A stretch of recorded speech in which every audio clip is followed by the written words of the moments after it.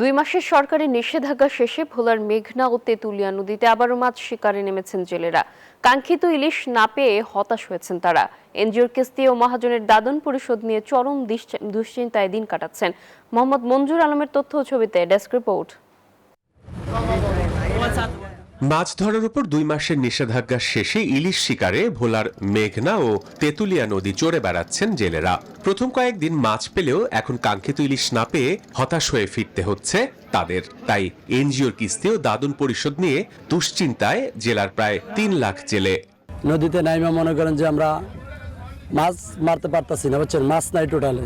খরচ আছে আমাকে 20,000, মাছ বেশি 12,000 13,000, কি করবো? আমাদের এভাবে সংসার চলে না, আমরা অনেক দেনা আছি। প্রত্যেকটা মানুষ মাথা প্রতি 1 লাখ 1.5 লাখ টাকা করে দেনা হইতেছি।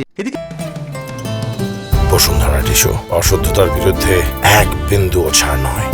ভোলার মেঘনায় ও তেঁতুলিয়া নদীতে অবৈধ জাল দিয়ে নির্বিচারে ধ্বংস করা হচ্ছে ইলিশ সহ সব ধরনের মাছের পোনা। এই প্রভাব বর্তমানে নদীতে পড়েছে বলে অভিযোগ জেলেদের। চরগেরা যেটা নেট জাল, এগুলি দিয়ে কিন্তু মাছের রেণু পর্যন্ত ধ্বংস করা হচ্ছে। কিন্তু আসলে এই যে অভিযান হচ্ছে, অভিযান কিন্তু সাধারণ জেলেদের জন্য।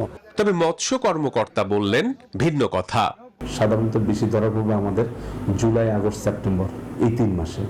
যে সময় প্রচুর বৃষ্টি হবে, নদীতে স্রোত থাকবে, যে জালগুলো আছে মাছের যে পোনাগুলো নষ্ট করতেছে, ইলিশের যে জাটকাগুলো নষ্ট করতেছে, তাদের বিরুদ্ধে আমাদের নিয়মিত অভিযান অব্যাহত থাকবে।